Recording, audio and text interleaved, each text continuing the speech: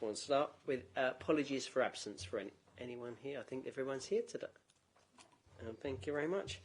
Matters of urgent business. I have had no matters of urgent business received. Any declarations of interest from anyone tonight? Okay, no declarations of interest. And I'll move to statement from myself. On the week that £470 million you saw last week, that number concerns us all, and including me. But I must confess, I think we'll go into that later on the conversations. The best value inspection isn't to report, it's not far away now, and that will help us to know what went wrong in this council. But in the meantime, members and residents should know that I am determined to put things right and to make the tough decisions to keep our services going. Building up to tonight, there's been a strong. We've tried very hard to engage with all 49 members on the finance document. A strong example of a culture change in Thurrock Council, what really looks like. With that, I would like to take this opportunity to thank all members of staff for their really hard work. I have to say that they've really worked beyond the power and beyond the reach of myself, and they do not, none of the staff here tonight or in this building are to blame for the situation we are in. The council and everyone within it have been through a difficult period, and I thank them again. It's beyond. I couldn't be here tonight without what the people have worked with us and the hard work we've done in the last 2 months. It's been phenomenal. The Q2 financial update this evening will be deferred so that the views of corporate overnight scrutiny tomorrow night will be able to hear them before the cabinet can make any decisions. So I wish all cabinet members, if we can withhold from conversations, but I'll leave it to that item for Councillor Snell to talk more on that. But I want the views of members to be heard on this paper in public, and that's why I think it's inappropriate to make a decision tonight before Overness has a conversation so we can take into it. So there'll be another meeting for that item 1 week from today. Thank you very much. Item. Sorry, Councillor, did we do the minutes, or did I miss that?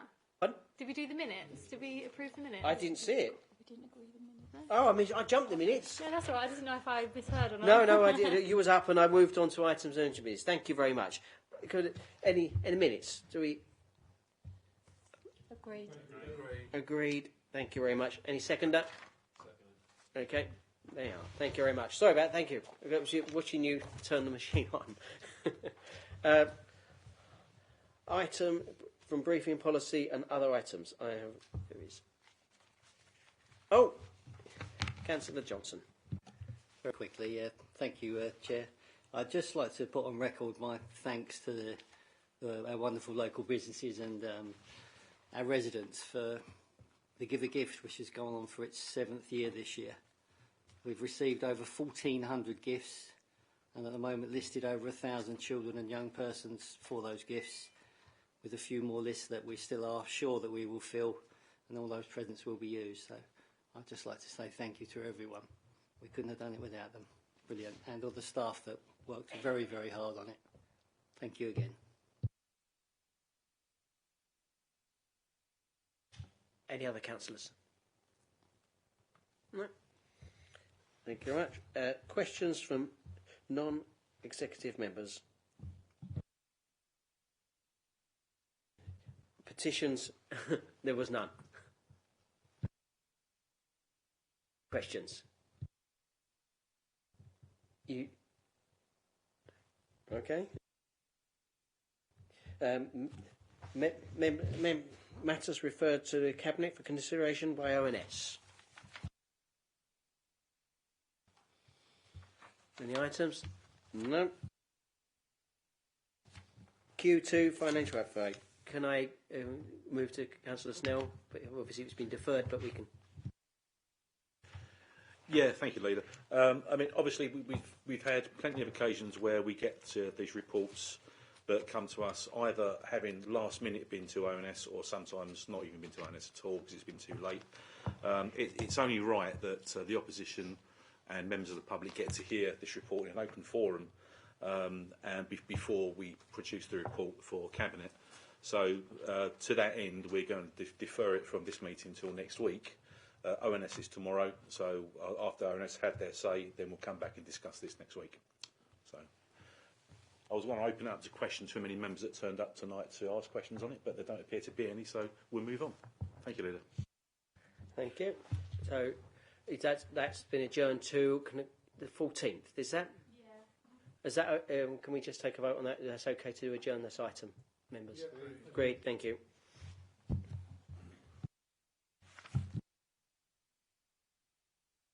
Item 11 is mine.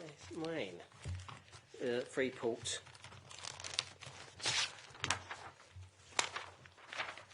This paper is retaking political control within the Freeport. We've all heard about the benefits of the Freeport locally, nationally, 21,000 jobs, 2.6 billion to the UK economy. These governance strategies make sure that this council has a fair say in over those benefits to our community and the wider decisions of the Freeport. I will look forward to working with my colleagues from Barking and Dagenham, Havering, to bring democratic oversight to this Freeport. It also goes on to say some other items tonight inside there. I'm sure you've all read the report. It's extremely exciting, and I'm open for any comments for this exciting challenge and coming forward.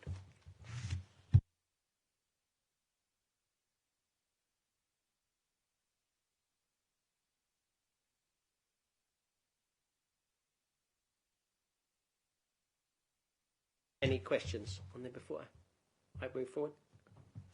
Councillor Sem. Yeah, I think it's only right to raise the comments that Overview and Scrutiny have made.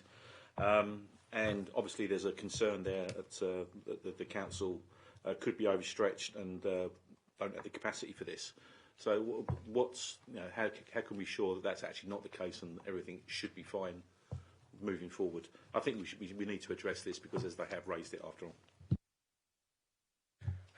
Thank you. I quite agree. I think the concerns that I've had right from the beginning of this project, and I think we've been certainly with the Chief Executive and the finance, that I think we make sure there's a ring fence and this doesn't affect the day-to-day running of that. I think as we go forward with the commissioners in conjunction with us and the Secretary of State, if he approves the Freeport, we can make sure that isn't, because we've got to make sure the recovery of this council is utmost, but part of the Freeport is part of our recovery. This extra growth and this extra is the only way we can get out of that. Making people more live, work and play in the borough makes it more easier for us to deliver growth, easier for us for people here, and more income for the council to actually move forward.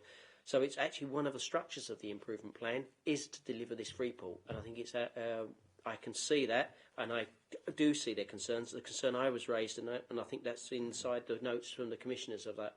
The other item about there is a change from there that they've pointed on was the change from being borrowing money to waiting for the business rates retention to come in, and that's just been removed in between March to now.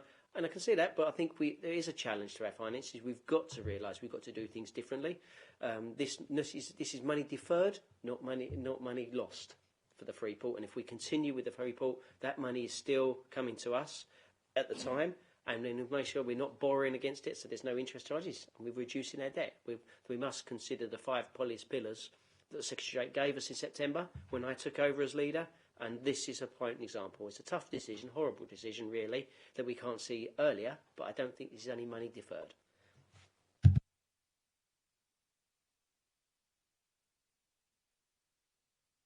Any further comments?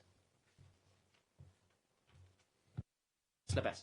Thank you, Leader. I think this is, I believe this is a game changer, for Thurrock, especially with thousands of new jobs, billions of pounds, being invested in Thurrock.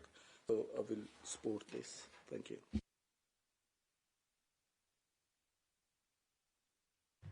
And the recommendations, if I'm not, I will move to the recommendations. But I will say that I am, from the inception of this report, it's been an exciting change, and I will be the biggest advocate for this on the board with my other local authority colleagues. And I think I really hope that our issues that we've had at the moment, this is our future, the Freeport, and I bet I will make sure the Secretary of State understands that, and we can move forward this Freeport and our partners and this investment as quick as we can. With the Acting Chief Executive will forcefully defend that we can deliver this Freeport, and I take their concerns, and I'm sure they're the concerns of the Secretary of State as he moves forward with this. I'm not going to read all of these recommendations out. I'm hoping you want 1.1 to 1.5. Councillor Johnson. Sorry, maybe a really silly thing, but 1.4 delegates authority to the acting chief executive. Do we have to put anything in there in case it's no longer an acting chief executive when we make the decision?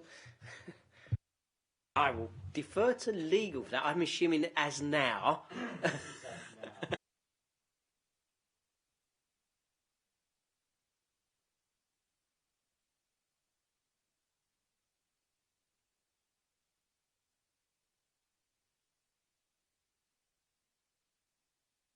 Thank you for that clarification. That's good. At least it's on record.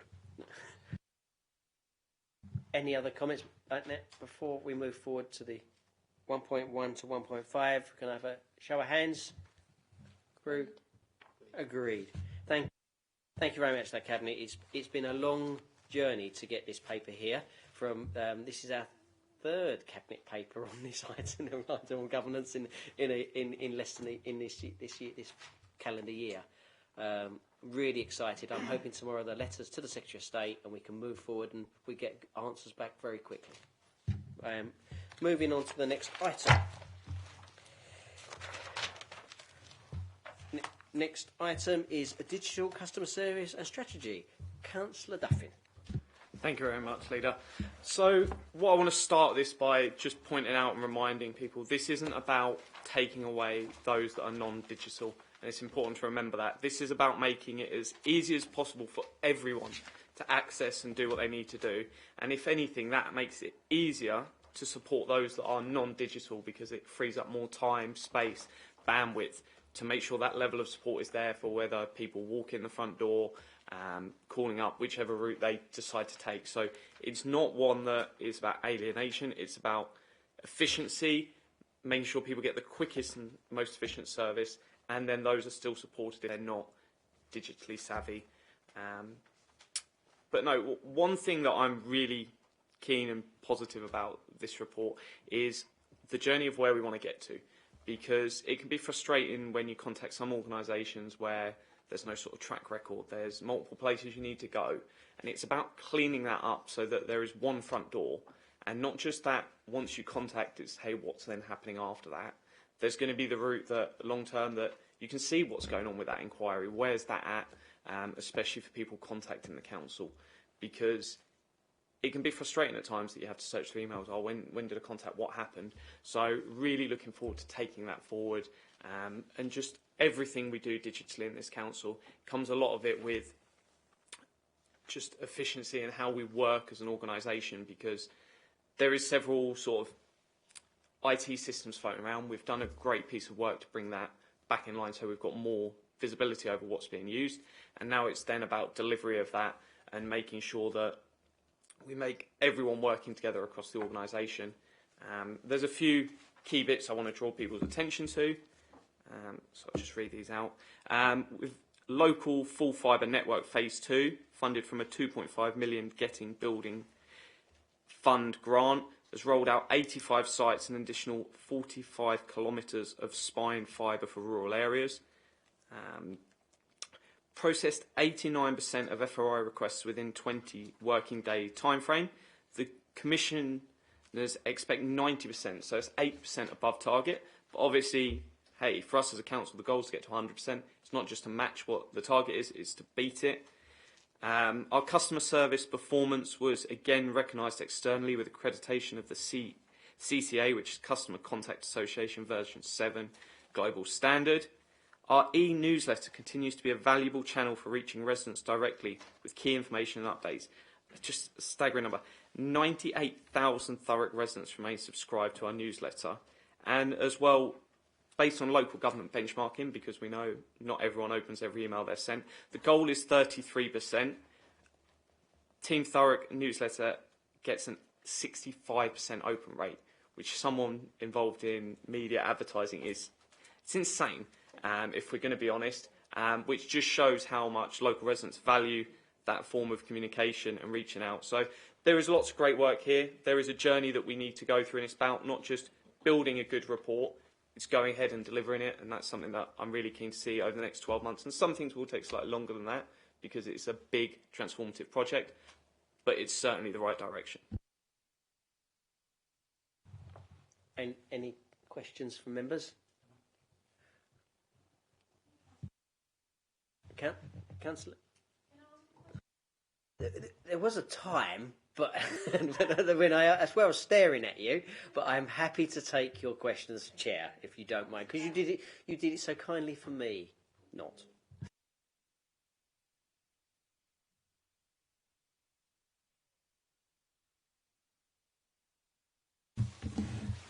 Thanks, Councillor Duffin. I wasn't going to ask anything, but I just wanted to say, can you please start giving the call centre some more information? Because I don't think sometimes they have the information to hand, especially with Evelina's here, with housing, perhaps don't get the support sometimes they need. Numbers are not on their radar, so they can't, if officers are not here in the offices, they can't get to them, and haven't always got the numbers in. And I know, shouldn't say this, but my number is given away to quite a few. You know, whether it's because I always answer my phone, I don't know. But I would, you know, I don't mind it being given out, but not the only council, please, that's given out a number. But I just think they ought to have some more information in there, because they haven't really, sometimes, it's not their fault, it's just that sometimes they can't push the people in the right direction, and that looks bad on us. Thank you very much. I'll take that away and speak to relevant officers. But thank you. Okay, I was very excited about the residents and of our wards can actually check their own inquiry as they follow it through. I think after today I've dealt with a resident who's 14 months and it got lost in the system because of emails. It's easy done. It's not any officer's fault or any member's fault. That's easy lost. There's no maliciousness in that. But I think a process that you can actually track it online without ringing up or ringing a local ward councillor surely is a great digital revolution. I think that's going to be an improvement to all staff and residents alike. No, and it's somewhere where I work within tech startups, and whether it's a ticketing system like Zendesk where you put it in and you log in and you can see all your inquiries, what's passed, what's solved, what's currently ongoing, where it's at. And that level of transparency is really important because residents can see that. The ability to then CC in councillors, because what can happen in the past is, and even with the current system, it's one person can put it in, and that's frustrating at times, because whether it's the councillor putting in the inquiry and then can CC in a resident, that would be great to keep that communication channels there, and whichever format it goes in, because there are some people that need help to submit a ticket.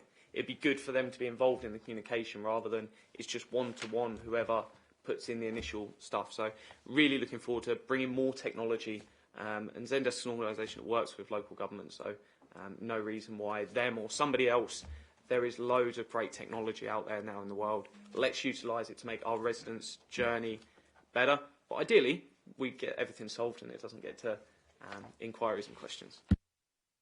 I agree. And it goes into what the acting chief executive said before. As transformation changes this organisation and makes savings and makes this a leaner organisation and a more efficient organisation. So it improves in both ways. The residents get a better experience of actually dealing face to face with this council, and where there is a saving on with digital revolution comes, there is a saving to the council, and which we all need at this time. We discussed that in the financial strategy, but a transformed council will be a better council and a leaner council, which in costs.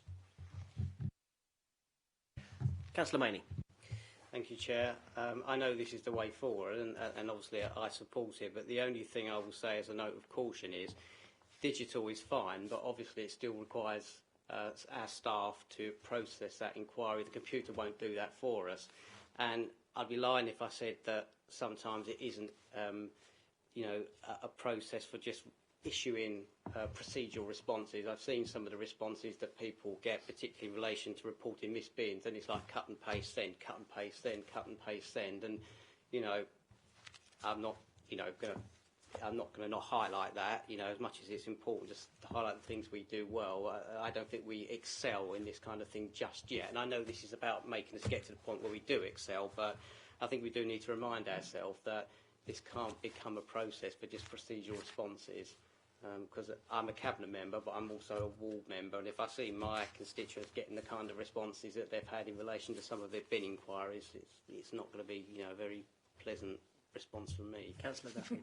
Yeah, so 2 parts on that. I think one, in terms of streamlining the process, it's getting that inquiry to come in and then going to the people that need to deal with it and cutting the middleman out of the process where someone's needing to send that through and come back and make sure that sort of monitoring and connecting the two ends is what we want to efficiently sort out. And then the other part I've been keen to look at is reviews. Not the public TripAdvisor or that style, but one where when an inquiry is closed, they are asked for a star rating, whether, say, it's 1 to 5, whatever the number is. And then also the qualitative feedback as well, because then that's the stuff we can look at and go, well, people are saying this department isn't working, but we're getting 5-star reviews for every inquiry that comes in. That's saying, well, that opinion doesn't quite match with what we're seeing. But then there might be an area where we think everything's great, and then we start seeing where everyone's getting ones.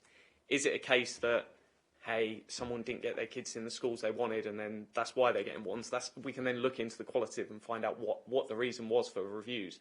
But I would love that information, because that sort of tangible, really quantifiable data, you can see where the problems are, rather than sometimes it's a bit guessing and whoever shouts the loudest. I'd rather be able to just pull up the numbers and go, which departments are we getting great responses from, where are the issues? And it could be the quality of the response, or it could be the fact that it's a service as a council we don't offer, and hey, no one's going to be happy with the answer, but it is because of where we are as a council rather than what was sent back.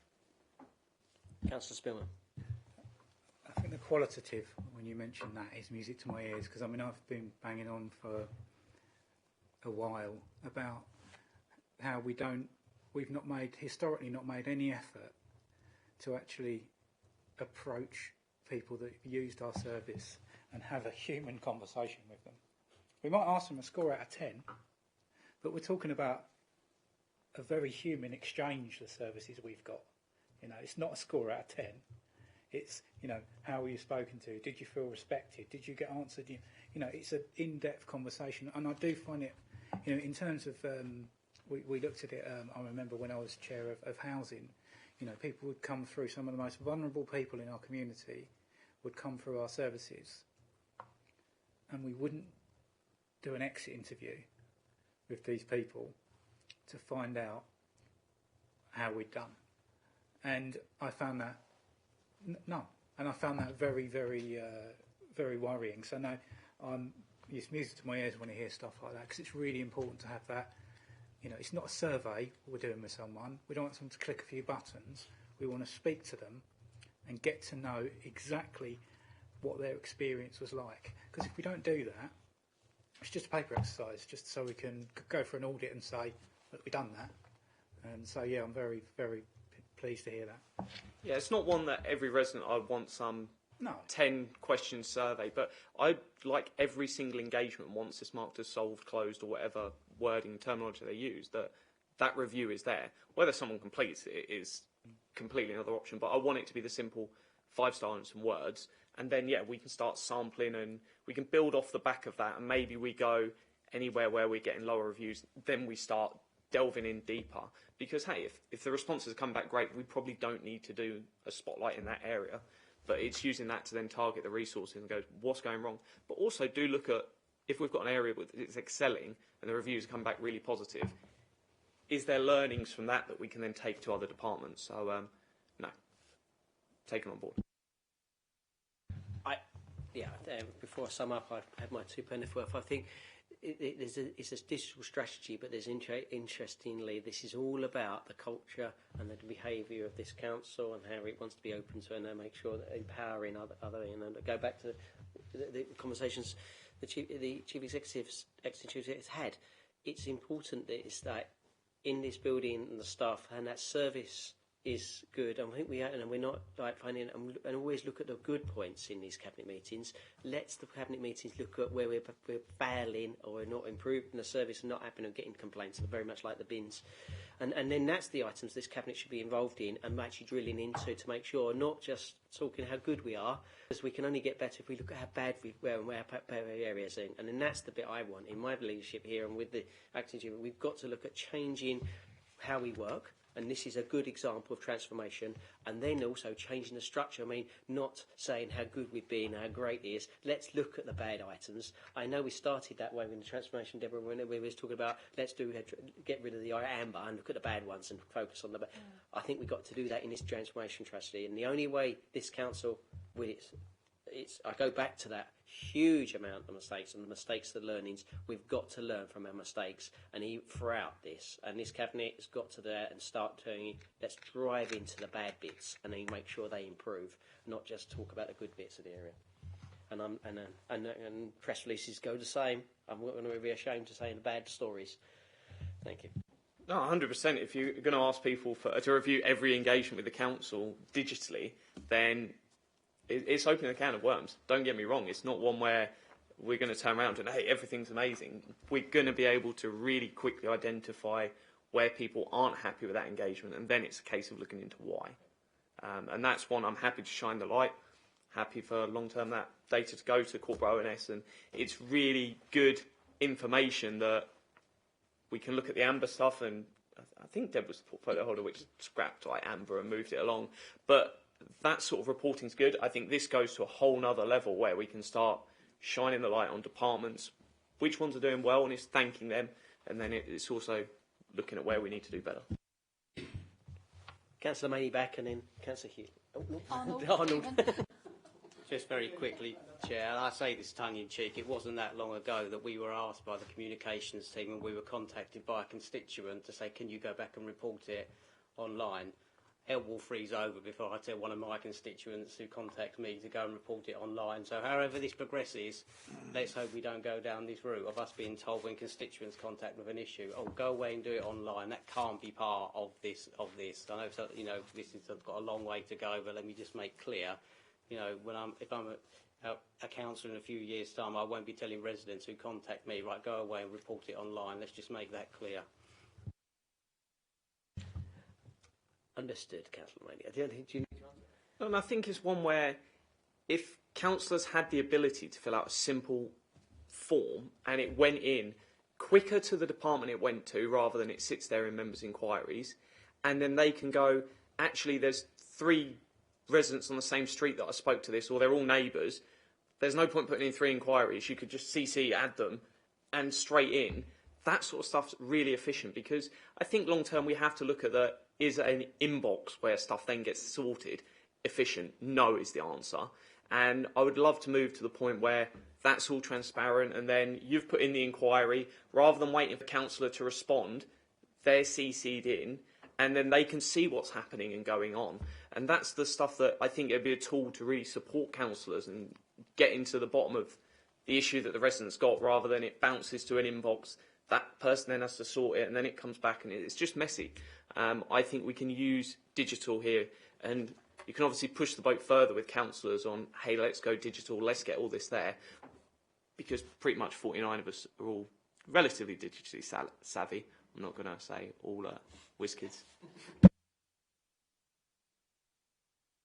I quite agree, and I point out there's got to be multiple ways, but the poor resident today is 14 months because the email was lost in an inbox, and it's no one's fault. Mine, not anyone, not the staff member, and I'm not blaming anyone. It's that's hard. I have struggled when there's loads of emails in an inbox, and I now, and we 49 councillors getting that. If there's a way of just put it on a portal and be doing it and deal with it, and it's then sitting there, you can go back to it. It's not being lost on another 500 emails that are coming past it that you've not chased up.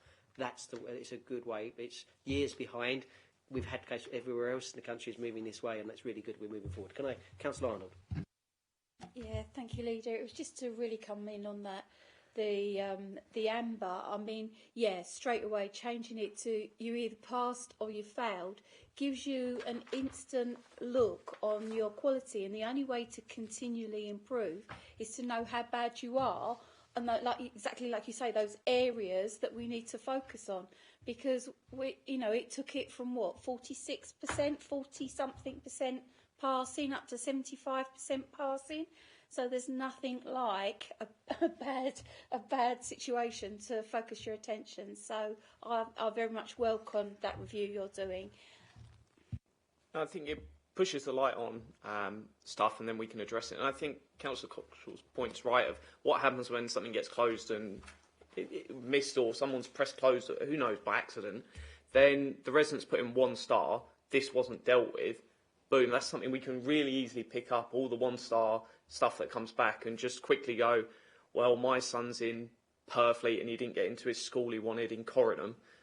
Great, that's not one where we're going to be able to work miracles in some cases, but if it's this wasn't answered, this hasn't been dealt with, we can really look at that and just straight up reopen it and action it. So it's one of really shining that light, and then any 1 star, why not let's make sure someone more senior or something is just checking those and making sure we're on top, and it was dealt with in the best possible way, because not everything is going to get solved. I will accept that. There's going to be questions residents ask us where there is no outcome that is yes, which they'll be frustrated with, but if that is the correct process followed, I'm more than happy with that.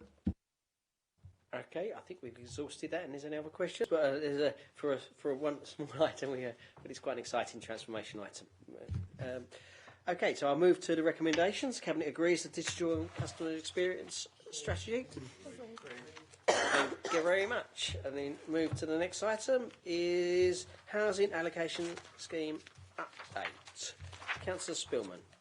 Thank you very much, Leader. I think if there's a theme to this, the work, an overriding theme to the work that I've been doing with Evelina and with Ian before you stole it, quite frankly, was to make housing services, and I made reference to it in the last point, make a more human housing department that was more in touch with people's needs, their feelings, their everyday lives, and this is part of that theme. This isn't just about modernisation, although there are modernisation aspects within it. It is to make the housing allocations policy more human, to have a much better view on the greys in life. And within housing policy there are a number of greys that have, and unfortunately we've been hampered by putting people into boxes for too long, that have ignored those greys, and it's hamstrung officers from making common sense decisions. So as you look through this paper, whether it be in terms of the modernisation regarding the financial qualifications, whether it be the sheltered housing, in terms of who we can place into sheltered housing, whether it be the high-rise allocations, reciprocal offers, direct offers to homeless applicants, this is all about having a much more human policy towards residents and empowering officers to make common sense decisions without a load of nonsense. It's about efficiency, it's about empathy, and it's just about making a modern looking service that has a proper view on the community that it serves. So I'm very happy with this, and I'm very happy with the officers who produced this policy, and I am happy to take any questions, and I hope that Cabinet can support this. Thank you, Councillor Spillman. Any questions? Oh, that's an easy one. I don't mind summing up. It's not surprising that there aren't too many questions, because it's got a lot of support in overview and scrutiny as well. So it's amiss of me not to thank the contribution of overview and scrutiny to this report as well. So thank you to my colleagues on ONS as well. Yes, thank you very much. So I'll move to recommendations. Cabinet is asked to agree the recommendations and changes to the housing allocation plan as set out in sections 3.2, 3.4 upwards up to 13.2. We're really long numbers up. Are we all agreed? Excellent. Let's move on to item Blackshots Estate proposals way forward. Councillor Spillman. try not to beam too much. I mean, I'm going to make this very simple. Right, let's do this. Yeah, this time. This is the starting pistol. We request the resource and means to make this happen. I made reference to former attempts to replace tower blocks in this borough after a rather mischievous question from my opposite number, but yeah, we're not going to let that happen. Yeah. These towers are going to come down, and they are going to be replaced by something better. That is my mission, and that should be the mission of any responsible cabinet member for housing. And I just hope that cabinet can support us in this, because we've got no choice. Yeah? We can waste a load of money refurbing them to a condition that isn't going to be adequate, because the amount of refurb to take them to a quality that would be, acceptable to what I would want to live in, and that's the key point. Yeah, would you want to live in them? I don't think anyone can sit around this table and say yes. I think we'd be lying. So if that's the answer, we've got to do something about it. If we don't do anything about it and we don't sort the refurb out, then the new housing regulations next year will take the question out of our hands.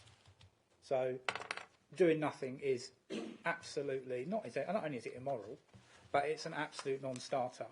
So what my colleagues in HRA are looking for is the initial funds to get cracking, and I commend this to Cabinet, and I hope you'll support it wholeheartedly.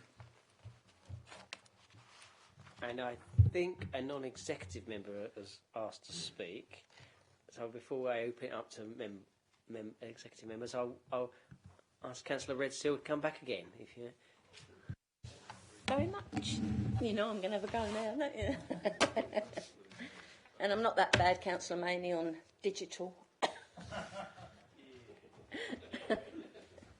Better since all the COVID, I've had to do it, so they've got no choice. I want to thank you for your support, Councillor Spillman, because I think just some points. I don't want any remedial works on the flats. They've gone past that. Tenant advisors, I'm not sure that's going to get us anywhere either. Damp and mould, Councillor Maney and I have been fighting this for nearly 19, 20 years. Actually, I'm fed up with it now. I'll go and knock them down myself if I could, but I can't. 1990 was the last time a proper refurbishment and major works were done at all. The outside of the flats don't conform to regs. There is water running down Keir Hardy as we speak. Nothing the council can do now will mitigate it, I don't think. We need clarity on a new build. I think we're not maintaining. We're just putting a sticking plaster over it. That's all we're doing. I know we need to have extra homes, but not at the expense of that area. And I don't mind some food. I'm not going to take 11 stories down and put 6 up. That is not what we need.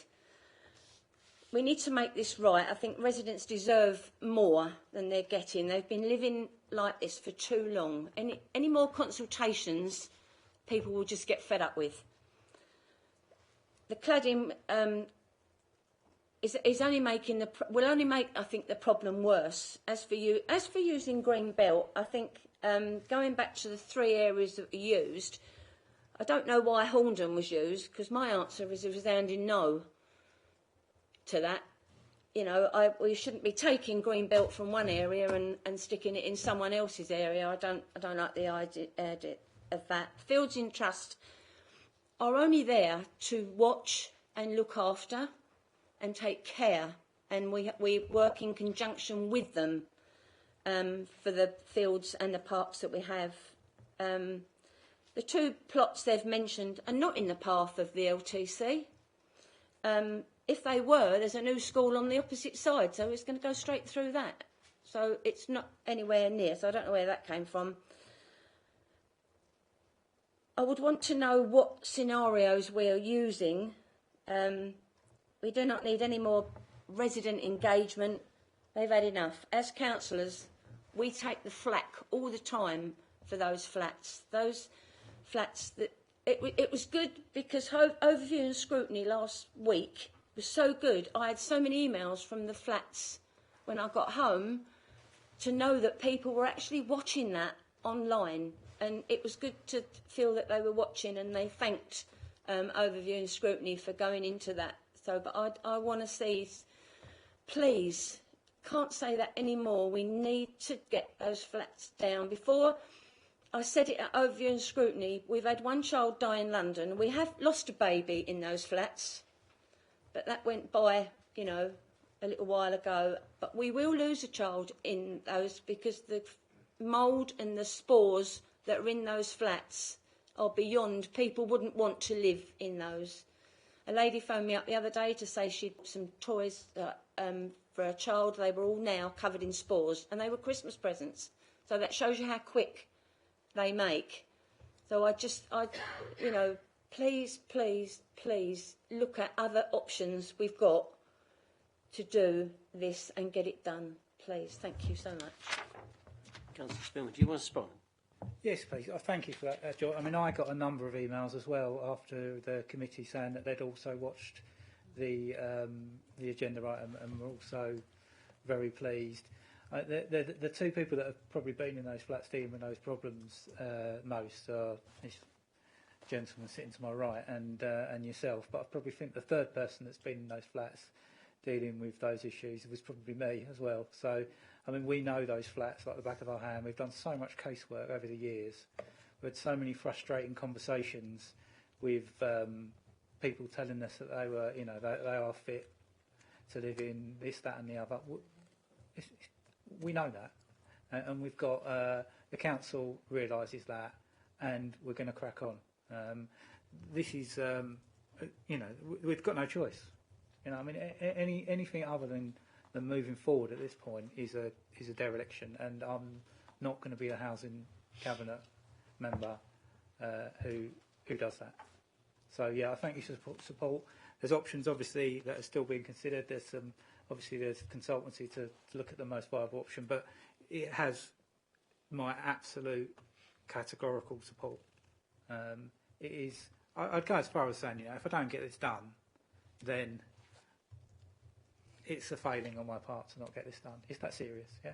I've got to face up to it. And so, yeah, I thank you for your support. There's nothing that you say that I don't disagree with. We've been on the same page on this for ever since we've known each other, Joy. And it'll be quite emotional for me and for you and for Ben, I think, to see this go forward, because it is something that this borough has to do. Can I come back, Chair? Sorry, just to say thank you for that. And I don't think it's all your. It's all right. I'll just take over. Thank you. I don't think it's all Luke's fault. I think it's a culmination of. He said, "I won't let you in my meetings anymore. I want to watch it." I think it's not your fault, Luke. I think it's the culmination of many before you, and I think it's just been let go to think it will carry on and carry on. But now they are actually falling apart and wet, and people are walking through water in there. We've had 2 weeks ago. Don't you start laughing? We had 2 weeks or 3 weeks ago. We had a ceiling giveaway in one of the flats, and it went down to the ceiling below, and the lady was made homeless. We had to find her somewhere to take her. Luke notes about the case, but that's what the wet's doing. So if we lose a child or someone in those flats, we will be in big trouble. But thanks for your support. I always defer to my elders. Any other questions? Councillor Maney. Not questions, Chair, but just, you know, I think you know where I'm coming from on this one. It's just nice, if nothing, to see in black and white the council admitting that these towers, these monstrosities, are not fit for purpose, because for the best part of 2 decades I've been saying that, and Joy joined me in saying that, and the response is, oh, they meet all the required standards, and we know they're not. And finally, just to see the council admit that they're not the kind of accommodation that we should be putting our residents in is in itself refreshing. My very first resident to attend my very first surgery 22 years ago was a nurse living in these high-rise flats who was just spent the entire surgery appointment crying in despair. That was 20 years ago. They weren't fit for purpose then. And from that point till now, there is a never-ending stream of inquiries or horror stories from people who are living in these properties. They're not fit for purpose. It's all been said before, you know, I'm not saying anything we don't know, but, you know, I'm just reiterating what we've been saying for so long, that these aren't fit for habitation. And as well, I have to say, you know, thank you to our Member of Parliament, because when it's not been fashionable to do so, when other parties were shirking their responsibilities and capitulating at the first sign of dissent, I'm talking about the Grays Towers, you know, our MP has been vociferous in her views that these towers need to come down. And her mailbag is filled with inquiries from people in Blackshots particularly who don't want to live there and who are enduring terrible conditions. And she's been banging the drum as loudly as Joy and I. And, you know, I just think there is, you know, a chorus now of voices saying it's time to move forward on regenerating that area. And this is, you know, certainly not the end. It's not the beginning of the end, but it's a step in the right direction. It's just great to be seeing this report here and seeing us, you know, moving in that direction. So I wholeheartedly welcome it. Any other questions? Oh, Councillor Bass. Thank you for your report. You know, it's brilliant. I will support this. You know, some of my friends, they live there. You know, I visited these flats. Absolutely, you know, you cannot even think of living in these flats. You know, so thank you, you know, for your piece of work. So my only concern is, obviously, I'm supporting these ones. These £200,000 of consultancy budget. You know, when we all know, like, you know, these are not livable. And then you have also mentioned we will take up some part of green belt in redevelopment. Can you please explain these both contents? Thank you. Councillor Spillman. So the £200,000 is just kickstart design and feasibility works, which is standard in a project like this. Don't worry, I'll be coming back and asking for a hell of a lot more money soon, with luck. Regarding the Greenbelt, one thing I would say is that I did have quite a lot of consultation with both Joy and with Ben regarding, and with councillors from the other ward rectory as well, actually, about the Greenbelt options. As you can see from the appendix, there is some greenbelt that's going to be involved in this project. It's a small parcel, and I know that it's one that if you look at the maps, it is a tiny parcel of land. But if you take something down that's 15 stories and you put it in the same place at a lower story, the footprint is going to be larger. And, you know, the point of this rebuild is to maintain a community in the area that it lives. It's not to disperse this whole community, and the only way of doing that is to look at some small amount of greenbelt either side of the footprint. So, yeah, I mean, it's not ideal, but it's just the basic reality. But it is, as you can see from the drawings, it is a small parcel of land, the loss of which I think is greatly outweighed by the benefit to the residents in these towers. And I hope that I believe that the ward councillors agree on that, and so do the neighbouring ward councillors as well, because it's got to come down. Let's do it. Councillor Snell. Thank you, Leader. Thank you, Councillor Spillman. I'm going to have to add a note of caution to this. I mean, the minute that a cabinet member says he's going to be coming back for a load more money, it sort of sets me a bit tingly, and I don't like saying that at all. Now, I know it's the HRA. I know about all that. And I do know that this paper has been before the commissioners and they've agreed for it to come forward to this stage. However, it isn't a given that the commissioners will allow this to go forward at the moment. We're hoping it will be, but I have to add that note of caution that I do agree with this, and I think it's right that we should agree this. It's the right thing to do, but I do have to add that note of caution that it's still got another hurdle to get over first before we can definitely say, yeah, this is a go. Hopefully it will be. I know there's discussions about this, so, you know, and they are well aware of the problems we've got with these tower blocks, should they stay. So that's one point. My other point is how we're going to be dealing with the decant of the people from the tower blocks. I think that's quite an important thing to get out there. Thank you. So as important as the rebuild is the decant, and that is probably one of the main reasons why the Grays tower block scheme didn't get local support, because the decant plan was an absolute dog's dinner. There were absolutely no guarantees. I went to a consultation. I wasn't an elected member, but I was sent there because I was working for the MEP as his representative, because he wasn't around at the time, and asked several questions during that meeting. I was shocked at how ill prepared both members and officers at the time were for the most basic question of what happens to me. And it was just like, I mean, how do you expect to carry people forward when, you know, you're that poorly prepared? We will not be in that situation. It's going to be a challenge, obviously, but it's a challenge that we will meet. Regarding the commissioners, the reason, I better put a compelling case to them, I mean, first and foremost. But the reason, excuse my characteristic bullishness, but we haven't got a choice. Yeah, and I know the commissioners will see that, because there is no other choice. And so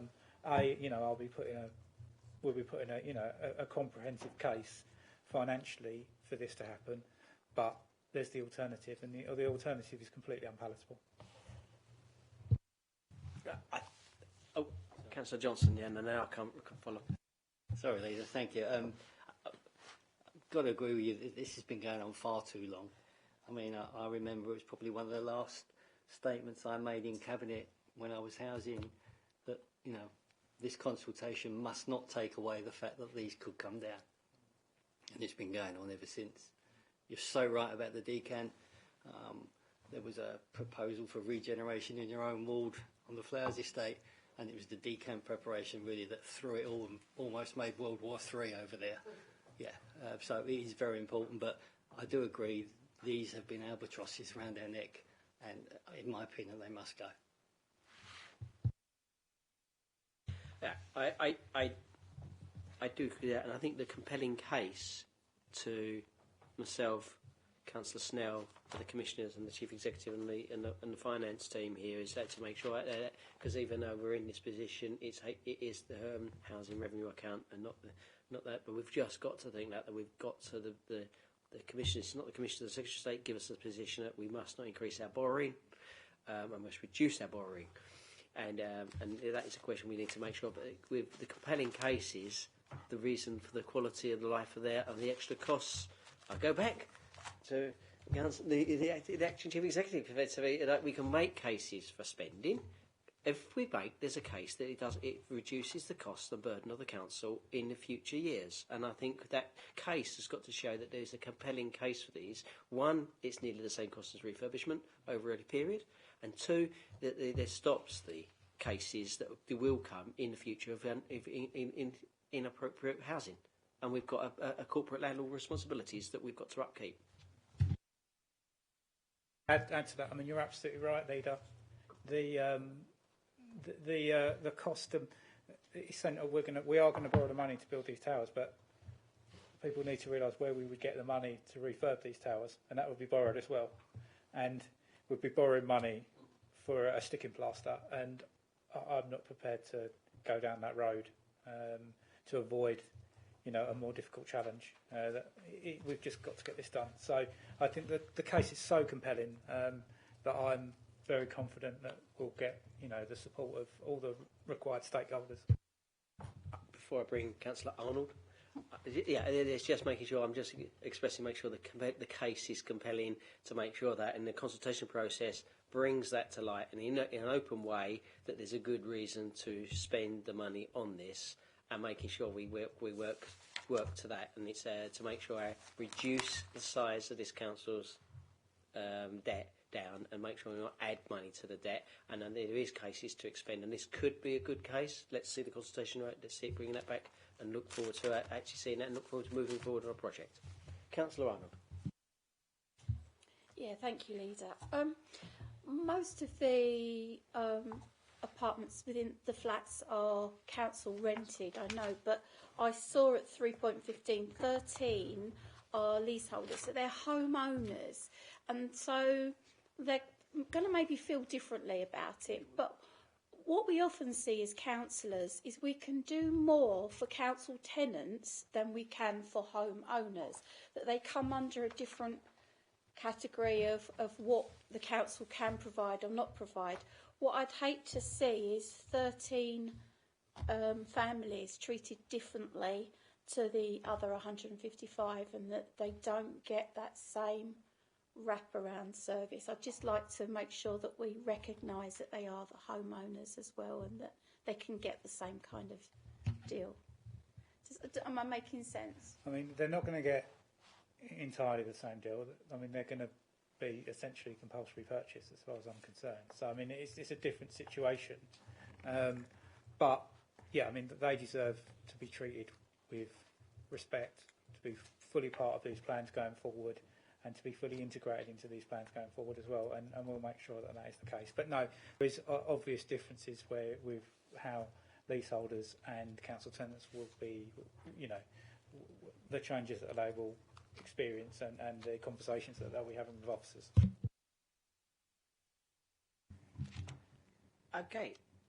Any other questions? Councillor Moon, do you want to sum up, or are you okay with that? No, I think I've said enough for one evening. Okay. Again, any recommendations from 1.1 to 1.5?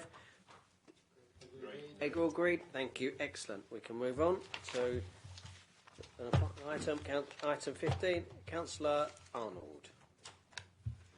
Thank you, Leader.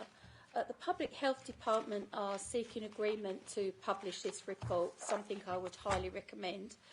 Directors of Public Health have a statutory duty to produce an annual report, and this is completely an independent report and can focus on any topic the Director of Health deems relevant to improving public health.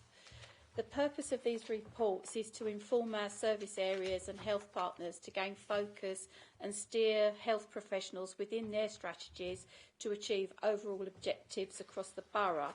For instance, last year's report explored sustainability of health and social care systems and was a major driver in Thurrock for our move towards more alliance working with health partners, as well as internally across services to integrate care. When we start to think about our current strategies, such as adult social care, better care together, the case for further change, housing, the vision for a good life via connected services, supporting residents at home within their local communities, and domains 1 to 6 of the health and wellbeing strategy, we can see how this report starts to link in with those strategies. This year, the report focuses on cardiovascular disease, which I must admit threw me a bit when I first saw the topic, but actually when you start reading, it's incredulous as to how it feeds into health inequalities within Thurrock. And it's reports like these that evidence that to the health partners to help us secure more support and funding to reduce those inequalities. For example, 1 in 4 premature deaths of those under 75 is related to cardiovascular disease, and Thurrock has the second highest premature death rate in mid-south east Essex. The report helps us evidence to the NHS the need to resolve things like under-doctoring in Thurrock. It focuses primary and preventative care to improve services around obesity, diabetes, stopping smoking, high blood pressure, high cholesterol. It's vital to detect and treat these early to prevent escalation to more acute care measures and premature death from cardiovascular disease. Reports like this help inform the NHS too in their long-term plans, such as expanding the primary care workforce via paramedics, pharmacists, social prescribers, physician associates, and also their plan to bring together mental and physical health focusing on the person and place, with clinics within the community and teams providing support at home. And instantly you can see how this fits with our own local authority strategies, bringing services working more closely together rather than in separate silos. Thank you, Councillor Arnold. Any questions? No questions at all? Any item? No? Okay, then I'll go. Councillor Arnold, do you want to say anything else? An item or? No, just that hopefully that means that everybody's going to agree to let us publish this, because it is vital for us to help us start to improve primary preventative care. Yeah, I think over the last 2 years people have realised how important public health is. We see what's happening nationally now. It's national news, and previously people didn't realise local authorities even did public health for many years. So it highlights this and highlights the importance of this in this council. Again, it's the important things of carrying on with the hard work of this council and the staff and officers. We have a duty here to do, and we have to carry on doing it, even though the day-to-day job is very difficult for all of us. I will move forward with this. Any other recommendations of 1.1? The Cabinet noted. Agreed. Thank you very much. And with that is the final items tonight. I look forward to seeing all of you next week when we can go through the big challenge of our finances and the way forward. Thank you, and I'll close the meeting.